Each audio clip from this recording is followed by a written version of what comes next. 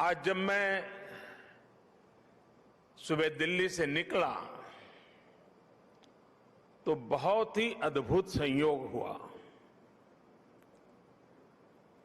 अमृत महोत्सव के प्रारंभ होने से पहले आज देश की राजधानी में अमृत वर्षा भी हुई और वरुण देव ने आशीर्वाद भी दिया। ये हम सभी का सौभाग्य है कि हम आजाद भारत के इस ऐतिहासिक कालखंड के साक्षी बन रहे हैं। आज दांडी यात्रा की वर्षगांठ पर हम बापू की इस कर्मस्थली पर इतिहास बनते भी देख रहे हैं और इतिहास का हिस्सा भी बन रहे हैं। आज आजादी के अमृत महोत्सव का प्रारंभ हो रहा है, पहला दिन है। अमृत महोत्सव 15 अगस्त 2022 से 75 सप्ताह पूर्व आज प्रारंभ हुआ है और 15 अगस्त 2023 तक चलेगा। हमारे यहां मान्यता है कि जब कभी ऐसा अवसर आता है तब सारे तीर्थों का एक साथ संगम हो जाता है। आज एक राष्ट्र के रूप में भारत के लिए भी ऐसा ही पवित्र अवसर है। आज हमारे स्वाधीनता संग्राम के कितने ही पुण्य तीर्थ, कितने ही पवित्र केंद्र साबरमती आश्रम से जुड़े रहे हैं। स्वाधीनता संग्राम की पराकाष्ठा को प्रणाम करने वाली अंडमान की सेल्यूलर जेल, अरुणाचल प्रदेश से एंग्लो इंडियन वॉर की गवाह केकर मॉर्निंग की भूमि, मुंबई का अगस्त क्रांति मैदान, पंजाब का जलियांवाला बाग, उत्तर प्रदेश का मेरठ, काकोरी और झांसी, देश भर में ऐसे कितने ही स्थान पर आज एक साथ इस अमृत महोत्सव का श्री गणेश हो रहा है। ऐसा लग रहा है जैसे आजादी के असंख्य संघर्ष, असंख्य बलिदानों का और असंख्य तपस्याओं की ऊर्जा पूरे भारत में एक साथ पुनर्जागृत हो रही है। मैं इस पुण्य अवसर पर बापू के चरणों में अपने श्रद्धा सुमन अर्पित करता हूं। मैं देश के स्वाधीनता संग्राम में अपने आप को आहूत करने वाले, देश को नेतृत्व देने वाली सभी महान विभूतियों के चरणों में आदरपूर्वक नमन करता हूं, उनका कोटि कोटि वंदन करता हूं। मैं उन सभी वीर जवानों को भी नमन करता हूं जिन्होंने आजादी के बाद भी राष्ट्र रक्षा की परंपरा को जीवित रखा, देश की रक्षा के लिए सर्वोच्च बलिदान दिए, शहीद हो गए। जिन पुण्य आत्माओं ने आजाद भारत के पुनर्निर्माण में प्रगति की एक एक ईंट रखी, 75 वर्ष में देश को यहां तक लाए, मैं उन सभी के चरणों में भी अपना प्रणाम करता हूं।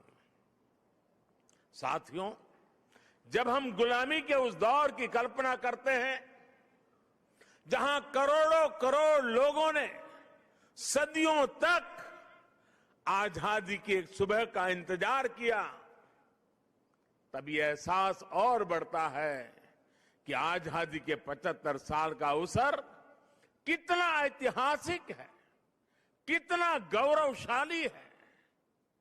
इस पर्व में शाश्वत भारत की परंपरा भी है, स्वाधीनता संग्राम की परछाई भी है और आजाद भारत के गौरवान्वित करने वाली प्रगति भी है। इसलिए अभी आपके सामने जो प्रेजेंटेशन रखा गया उसमें अमृत महोत्सव के 5 स्तंभों पर विशेष जोर दिया गया है। Freedom struggle, ideas at 75, achievements at 75, actions at 75 और रिजॉल्व्स एट 75। ये पांचों स्तंभ आजादी की लड़ाई के साथ साथ आजाद भारत के सपनों और कर्तव्यों को देश के सामने रखकर आगे बढ़ने की प्रेरणा देंगे। इन्हीं संदेशों के आधार पर आज अमृत महोत्सव की वेबसाइट के साथ चरखा अभियान और आत्मनिर्भर इंक्यूबेटर को भी लॉन्च किया गया है। भाइयों और बहनों, इतिहास साक्षी है कि किसी राष्ट्र का गौरव तभी जागृत रहता है जब वो अपने स्वाभिमान और बलिदान की परंपराओं को अगली पीढ़ी को भी सिखाता है, संस्कारित करता है, उन्हें इसके लिए निरंतर प्रेरित करता है। किसी राष्ट्र का भविष्य तभी उज्जवल होता है जब वो अपने अतीत के अनुभवों और विरासत के गर्व से पल पल जुड़ा रहता है। फिर भारत के पास तो गर्व करने के लिए अथाह भंडार है, समृद्ध इतिहास है, चेतनामय सांस्कृतिक विरासत है। इसलिए आजादी के 75 साल का यह अवसर एक अमृत की तरह वर्तमान पीढ़ी को प्राप्त होगा। एक ऐसा अमृत जो हमें प्रतिपल देश के लिए जीने, देश के लिए कुछ करने के लिए प्रेरित करेगा। साथियों, हमारे यहां वेदों में एक वाक्य है, मृत्यो मृक्षीय मामृताम, अर्थात हम दुख, कष्ट, क्लेश और विनाश से निकलकर अमृत की तरफ बढ़ें, अमरता की ओर बढ़ें। यही संकल्प आजादी के इस अमृत महोत्सव का भी है। आजादी का अमृत महोत्सव यानी आजादी की ऊर्जा का अमृत। आजादी का अमृत महोत्सव यानी स्वाधीनता सेनानियों से प्रेरणाओं का अमृत। आजादी का अमृत महोत्सव यानी नए विचारों का अमृत, नए संकल्पों का अमृत। आजादी का अमृत महोत्सव यानी आत्मनिर्भरता का अमृत। और इसलिए ये महोत्सव राष्ट्र के जागरण का महोत्सव है। ये महोत्सव सुराज्य के सपने को पूरा करने का महोत्सव है। ये महोत्सव वैश्विक शांति का, विकास का महोत्सव है। साथियों, अमृत महोत्सव का शुभारंभ दांडी यात्रा के दिन हो रहा है। उस ऐतिहासिक क्षण को पुनर्जीवित करने के लिए एक यात्रा भी अभी शुरू होने जा रही है। ये अद्भुत संयोग है कि दांडी यात्रा का प्रभाव और संदेश भी वैसा ही है जो आज देश अमृत महोत्सव के माध्यम से लेकर आगे बढ़ रहा है। गांधी जी की इस एक यात्रा ने आजादी के संघर्ष को एक नई प्रेरणा के साथ जन जन से जोड़ दिया था। इस एक यात्रा ने अपनी आजादी को लेकर भारत के नजरिए को पूरी दुनिया तक पहुंचा दिया था। ऐसा ऐतिहासिक और ऐसा इसलिए क्योंकि बापू की दांडी यात्रा में आजादी के आग्रह के साथ साथ भारत के स्वभाव और भारत के संस्कारों का भी समावेश था। हमारे यहां नमक को कभी उसकी कीमत से नहीं आंका गया। हमारे यहां नमक का मतलब है ईमानदारी। हमारे यहां नमक का मतलब है विश्वास। हमारे यहां नमक का मतलब है वफादारी। हम आज भी कहते हैं कि हमने देश का नमक खाया है। ऐसा इसलिए नहीं क्योंकि नमक कोई बहुत कीमती चीज है। ऐसा इसलिए क्योंकि नमक हमारे यहां श्रम और समानता का प्रतीक है। उस दौर में नमक भारत की आत्मनिर्भरता का एक प्रतीक था। अंग्रेजों ने भारत के मूल्यों के साथ साथ इस आत्मनिर्भरता पर भी चोट की। भारत के लोगों को इंग्लैंड से आने वाले नमक पर निर्भर हो जाना पड़े। गांधी जी ने देश के उस पुराने दर्द को समझा, जन जन से जुड़ी उस नब्ज को पकड़ा और देखते ही देखते ये आंदोलन हर एक भारतीय का आंदोलन बन गया। हर एक भारतीय का संकल्प बन गया। साथियों, इसी तरह आजादी की लड़ाई में अलग अलग संग्रामों, अलग अलग घटनाओं की भी अपनी प्रेरणाएं हैं, अपने संदेश हैं, जिन्हें आज का भारत आत्मसात कर आगे बढ़ सकता है।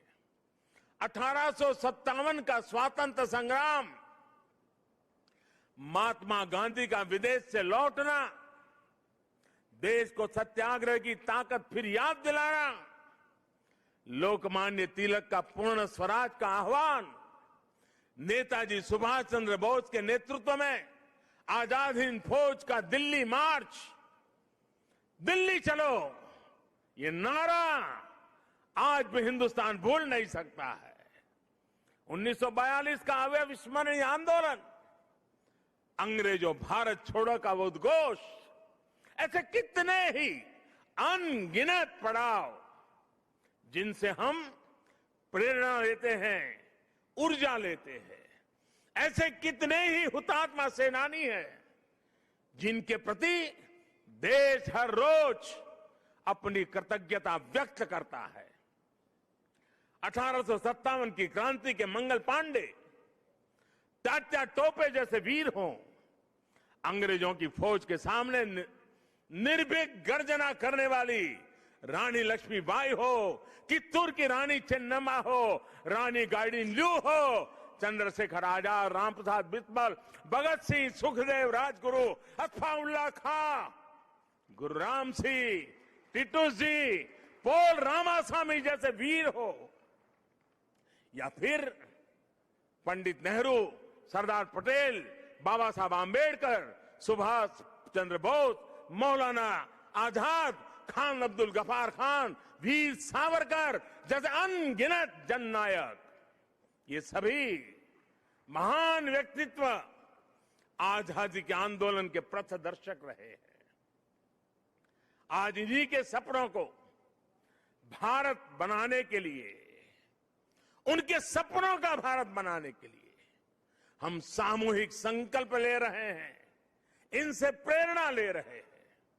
साथियों, हमारे स्वाधीनता संग्राम में ऐसे भी कितने आंदोलन हैं, कितने ही संघर्ष हैं जो देश के सामने उस रूप में नहीं आए जैसे आने चाहिए थे।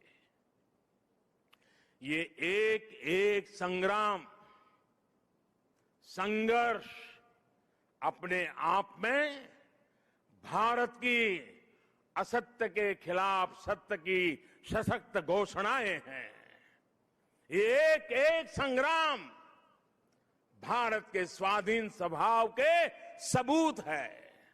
ये संग्राम इस बात का भी साक्षात प्रमाण है कि अन्याय, शोषण और हिंसा के खिलाफ भारत की जो चेतना राम के युग में थी, महाभारत के कुरुक्षेत्र में थी, हल्दी घाटी की रणभूमि में थी, शिवाजी के उद्घोष में थी, वही शाश्वत चेतना, वही अदम्य शौर्य भारत के हर क्षेत्र, हर वर्ग और हर समाज ने आजादी की लड़ाई में अपने भीतर प्रज्वलित करके रखा था।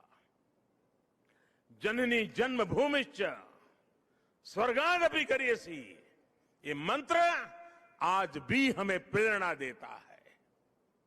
आप देखिए हमारे इस इतिहास को, कोल आंदोलन हो या हो संघर्ष, खांसी आंदोलन हो या संथाल क्रांति, कछोहा कछार नागा संघर्ष हो या कूका आंदोलन, भील आंदोलन हो या मुंडा क्रांति, सन्यासी आंदोलन हो या रमोसी संघर्ष, कित्तूर आंदोलन, त्रावणकोर आंदोलन, बारडोली सत्याग्रह, चंपारण सत्याग्रह, संबलपुर संघर्ष, चुआर संघर्ष, बुंदेल संघर्ष, ऐसे कितने ही संघर्ष और आंदोलनों ने देश के हर भूभाग को, हर कालखंड में आजादी की ज्योति से प्रज्वलित रखा। इस दौरान हमारी सिख गुरु परंपरा ने देश की संस्कृति, अपने रीति रिवाज की रक्षा के लिए हमें नई ऊर्जा दी, प्रेरणा दी, त्याग और बलिदान का रास्ता दिखाया। और इसका एक और अहम पक्ष है जो हमें बार बार याद करना चाहिए। साथियों, आजादी के आंदोलन की इस ज्योति को निरंतर जागृत करने का काम पूर्व, पश्चिम, उत्तर, दक्षिण, हर दिशा में, हर क्षेत्र में हमारे संतों ने, महंतों ने, आचार्यों ने, भगवतों ने निरंतर किया था। एक प्रकार से भक्ति आंदोलन ने राष्ट्रव्यापी स्वाधीनता आंदोलन की पीठिका तैयार की थी। पूर्व में चैतन्य महाप्रभु, रामकृष्ण परमहंस, श्रीमद शंकर देव जैसे संतों के विचारों ने समाज को दिशा दी, अपने लक्ष्य पर केंद्रित रखा। पश्चिम में मीराबाई, एकनाथ, तुकाराम, रामदास, नरसिंह मेहता हुए। उत्तर में संत रामानंद, कबीरदास, गोस्वामी तुलसीदास, सूरदास, गुरु नानक देव, संत रैदास। दक्षिण में माधवाचार्य, निम्बाकारचार्य, वल्लभाचार्य, रामानुजाचार्य हुए। भक्ति काल के इसी खंड में मलिक मोहम्मद जायसी, रसखान, सूरदास, केशवदास, विद्यापति जैसे महानुभावों ने अपनी रचनाओं से समाज को अपनी कमियां सुधारने के लिए प्रेरित किया। ऐसे अनेकों व्यक्तित्वों के कारण यह आंदोलन क्षेत्र की सीमा से बाहर निकल करके पूरे भारत के जन जन को अपने आप में समेट लिया। आजादी के असंख्य आंदोलनों में ऐसे कितने ही सेनानी, संत आत्माएं, ऐसे अनेक वीर बलिदानी हैं जिनकी एक एक गाथा अपने आप में इतिहास का एक एक स्वर्णिम अध्याय है। हमें इन महानायकों, महानायिकाओं, उनका जीवन इतिहास भी देश के सामने पहुंचाना है। इन लोगों की जीवन गाथाएं, उनके जीवन का संघर्ष हमारे स्वतंत्रता आंदोलन के उतार चढ़ाव, कभी सफलता कभी असफलता, हमारी आज की पीढ़ी को जीवन का हर पाठ सिखाएगी। एकजुटता क्या होती है, लक्ष्य को पाने की जिद क्या होती है, जीवन का हर रंग वो और बेहतर तरीके से समझेंगे। भाई और बहनों, आपको याद होगा इसी भूमि के वीर सपूत श्यामजी कृष्ण वर्मा अंग्रेजों की धरती पर रहकर उनकी नाक के नीचे जीवन की आखिरी सांस तक आजादी के लिए संघर्ष करते रहे, लेकिन उनकी अस्थियां 7 दशकों तक इंतजार करती रही कि कब उन्हें भारत माता की गोद नसीब होगी। आखिरकार 2003 में विदेश से श्यामजी कृष्ण वर्मा की अस्थियां मैं अपने कंधे पर उठा करके ले आया था। ऐसे कितने ही सेनानी हैं, देश पर अपना सब कुछ समर्पित कर देने वाले लोग हैं। देश के कोने कोने से कितने ही दलित, आदिवासी, महिलाएं और युवा हैं जिन्होंने असंख्य तप और त्याग किए। याद करिए तमिलनाडु के 32 वर्षीय नौजवान कोडिकात कुमरन, उनको याद कीजिए। अंग्रेजों ने उस नौजवान को सिर में गोली मार दी, लेकिन उन्होंने मरते हुए भी देश के झंडे को जमीन में नहीं गिरने दिया। तमिलनाडु में उनके नाम से ही कोडिकात शब्द जुड़ गया, जिसका अर्थ है झंडे को बचाने वाला। तमिलनाडु की ही वेलु नाचियार वो पहली महारानी थी जिन्होंने अंग्रेजी हुकूमत के खिलाफ लड़ाई लड़ी थी। इसी तरह हमारे देश के आदिवासी समाज ने अपनी वीरता और पराक्रम से लगातार विदेशी हुकूमत को घुटनों पर लाने का काम किया। झारखंड में भगवान बिरसा मुंडा, उन्होंने अंग्रेजों को चुनौती दी थी। तो मुर्मू भाइयों ने संथाल आंदोलन का नेतृत्व किया था। ओडिशा के चक्रा बिसोई ने लड़ाई छेड़ी तो लक्ष्मण नायक ने गांधीवादी तरीकों से चेतना फैलाई। आंध्र प्रदेश में मन्यम बिरुडी यानी जंगलों के हीरो अल्लूरी सीराराम राजू ने रंपा आंदोलन का बिगुल फूंका था। पासल था खुंगचेरा ने मिजोरम की पहाड़ियों में अंग्रेजों से लोहा लिया था। ऐसे ही गोमधर, कंवर, लसित बोरफुकन और सीरत सिंह जैसे असम और पूर्वोत्तर के अनेकों स्वाधीनता सेनानी थे जिन्होंने देश की आजादी में योगदान दिया है। यहां गुजरात में बड़ौदा के पास जांबुगाड़ा जाने के रास्ते पर हमारे नायका कौम के आदिवासियों को बलिदान कैसे भूल सकते हैं। मानगढ़ में गोविंद गुरु के नेतृत्व में सैकड़ों आदिवासियों का नरसंहार हुआ। उन्होंने लड़ाई लड़ी। देश इनके बलिदान को हमेशा याद रखेगा। साथियों, मां भारती के ऐसे ही वीर सपूतों का इतिहास देश के कोने कोने में, गांव गांव में है। देश इतिहास के इस गौरव को सहेजने के लिए पिछले 6 सालों से सजग प्रयास कर रहा है। हर राज्य, हर क्षेत्र में इस दिशा में प्रयास किया जा रहा है। दांडी यात्रा से जुड़े स्थल का पुनरुद्धार देश ने 2 साल पहले ही पूरा किया था। मुझे खुद इस अवसर पर दांडी जाने का सौभाग्य मिला था। अंडमान में जहां नेताजी सुभाष बोस ने देश की पहली आजाद सरकार बनाकर तिरंगा फहराया था, देश ने उस विस्मृत इतिहास को भी भव्य आकार दिया है। अंडमान निकोबार के द्वीपों को स्वतंत्रता संग्राम के नामों पर रखा गया है। आजाद हिंद सरकार के 75 साल पूरे होने पर लाल किले पर भी आयोजन किया गया, तिरंगा फहराया गया और नेताजी सुभाष बाबू को श्रद्धांजलि दी गई।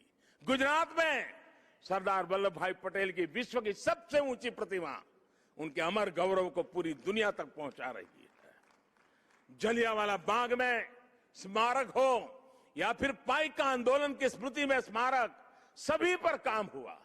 बाबा साहब आंबेडकर से जुड़े जो 7 दशकों से भूले बिसरे पड़े थे, उनका भी विकास देश ने पंचतीर्थ के रूप में किया है।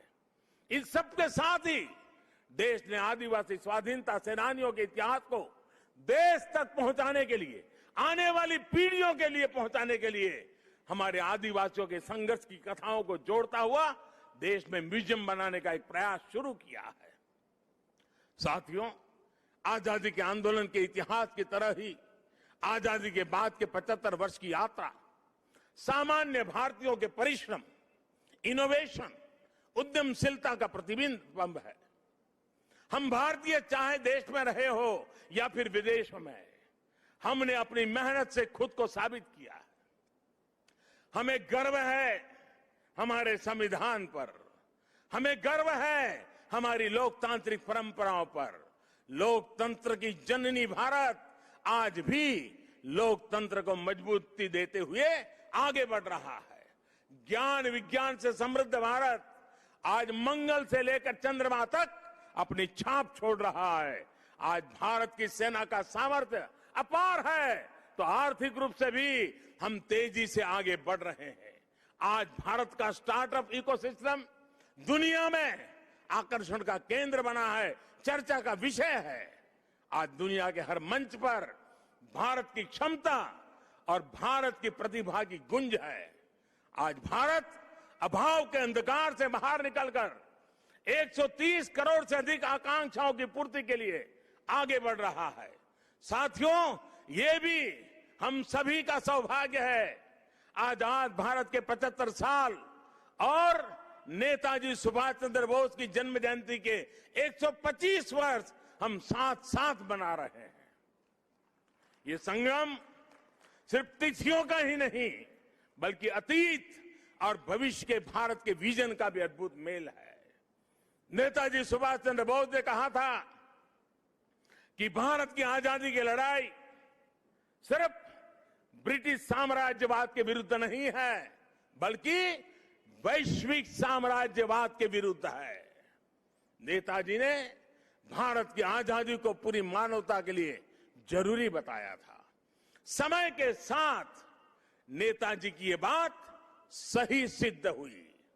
भारत आजाद हुआ तो दुनिया में दूसरे देशों में भी स्वतंत्रता की आवाजें बुलंद हुई और बहुत ही कम समय में साम्राज्यवाद का दायरा सिमट गया। और साथियों, आज भी भारत की उपलब्धियां आज सिर्फ हमारी अपनी नहीं है, बल्कि ये पूरी दुनिया को रोशनी दिखाने वाली है, पूरी मानवता को उम्मीद जगाने वाली है। भारत की आत्मनिर्भरता से ओतप्रोत हमारी विकास यात्रा पूरी दुनिया की विकास यात्रा को गति देने वाली है। कोरोना काल में ये हमारे सामने प्रत्यक्ष सिद्ध भी हो रहा है। मानवता को महामारी के संकट से बाहर निकालने में, वैक्सीन निर्माण में भारत की आत्मनिर्भरता का आज पूरी दुनिया को लाभ मिल रहा है। आज भारत के पास वैक्सीन का सामर्थ्य है, तो वसुधैव कुटुंबकम के भाव से हम सबके दुख दूर करने में काम आ रहे हैं। हमने दुख किसी को नहीं दिया, लेकिन दूसरों का दुख कम करने में खुद को खपा रहे हैं। यही भारत का आदर्श है, यही भारत का शाश्वत दर्शन है, यही आत्मनिर्भर भारत का भी तत्व ज्ञान है। आज दुनिया के देश भारत का धन्यवाद कर रहे हैं, भारत में भरोसा कर रहे हैं। यही नए भारत के सूर्योदय की पहली छटा है, यही हमारे भव्य भविष्य की पहली आभा है। साथियों, गीता में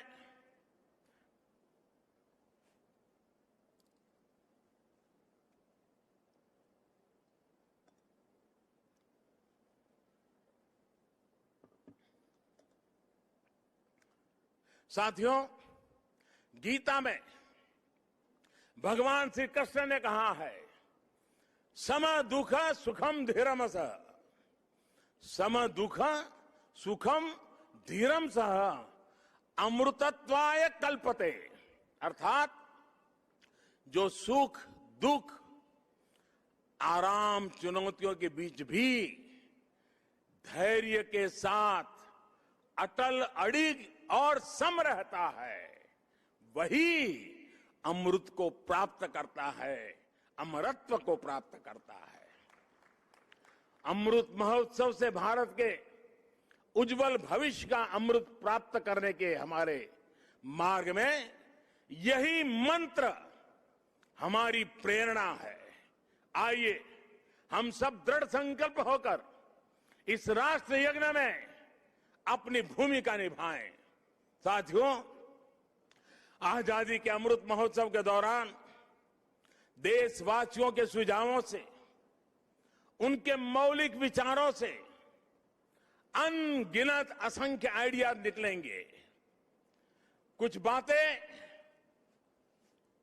अभी जब मैं आ रहा था तो मेरे मन में भी चल रही थी। जन भागीदारी, जन सामान्य को जोड़ना। देश का कोई नागरिक ऐसा न हो कि इस अमृत महोत्सव का हिस्सा न हो। अब जैसे मान लीजिए हम छोटा सा एक उदाहरण दें। अब सभी स्कूल कॉलेज आजादी से जुड़ी हुई 75 घटनाओं का संकलन करें। हर स्कूल तय करे कि हमारी स्कूल आजादी के 75 घटनाओं का संकलन करेगी। 75 ग्रुप बनाए, उन घटनाओं पर वो 75 विद्यार्थी, 75 ग्रुप, जिसमें 800, 1000, 2000 विद्यार्थी हो सकते हैं। एक स्कूल ये कर सकता है। छोटे छोटे हमारे शिशु मंदिर के बच्चे होते हैं, बाल मंदिर के बच्चे होते हैं। आजादी के आंदोलन से जुड़े 75 महापुरुषों की सूची बनाए, उनकी वेशभूषा करें, उनके एक एक वाक्य को बोले, उसका कंपटीशन हो। स्कूलों में भारत के नक्शे पर आजादी से जुड़े 75 स्थान चिन्हित किए जाए। बच्चों को बताया जाए, बताओ भाई बारडोली कहां आया, चंपारण कहां आया। लॉ कॉलेज के छात्र छात्राएं ऐसी 75 घटनाएं खोजे, और मैं हर कॉलेज से आग्रह करूंगा, हर लॉ स्कूल से आग्रह करूंगा, 75 घटनाएं खोजे जिसमें आजादी की लड़ाई जब चल रही थी तब कानूनी जंग कैसे चला, कानूनी लड़ाई कैसे चली, कौन लोग थे कानूनी लड़ाई लड़ रहे थे, आजादी के वीरों को बचाने के लिए कैसे कैसे प्रयास हुए, अंग्रेज सल्तनत के जुडिशरी का क्या रवैया था। सारी बातें हम लिख सकते हैं।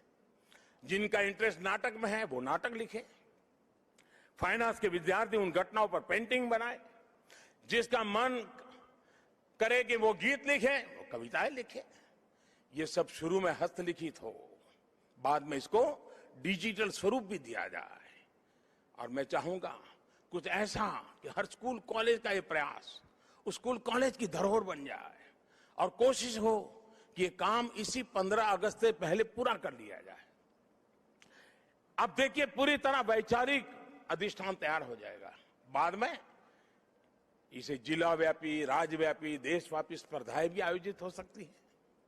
हमारे युवा, हमारे स्कॉलर्स ये जिम्मेदारी उठाएं कि वो हमारे स्वाधीनता सेनानियों के इतिहास लेखन में देश के प्रयासों को पूरा करेंगे। आजादी के आंदोलन में और उसके बाद हमारे समाज की जो उपलब्धियां रही है उन्हें दुनिया के सामने और प्रखरता से लाएंगे। मैं कला, साहित्य, नाट्य जगत, फिल्म जगत और डिजिटल एंटरटेनमेंट से जुड़े लोगों से भी आग्रह करूंगा।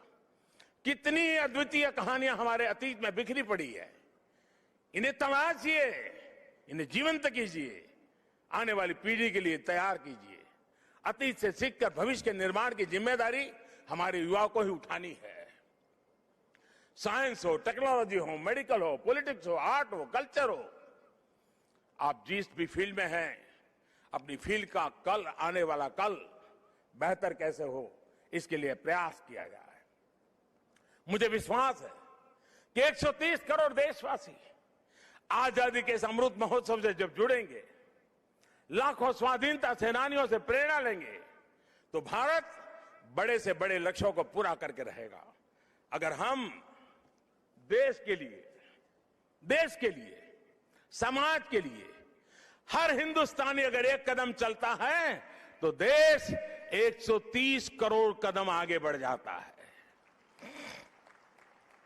भारत एक फिर आत्मनिर्भर बनेगा, विश्व को नई दिशा दिखा देगा। इन्हीं शुभकामनाओं के साथ आज जो दांडी यात्रा के लिए चल रहे हैं, एक प्रकार से बड़े तामझाम के बिना छोटे स्वरूप में आज उसका प्रारंभ हो रहा है। लेकिन आगे चलते चलते चलते जैसे दिन बीतते जाएंगे, हम 15 अगस्त के निकट पहुंचेंगे। ये एक प्रकार से पूरे हिंदुस्तान को अपने में समेट लेगा, ऐसा बड़ा महोत्सव बन जाएगा, ऐसा मुझे विश्वास है। हर नागरिक का संकल्प होगा, हर संस्था का संकल्प होगा, हर संगठन का संकल्प होगा देश को आगे ले जाने का, आजादी के दीवानों को श्रद्धांजलि देने का यही रास्ता होगा। मैं इन्हीं कामना के साथ, इन्हीं शुभकामनाओं के साथ मैं फिर एक बार आप सबको बहुत बहुत धन्यवाद देता हूं। मेरे साथ बोलेंगे भारत माता की।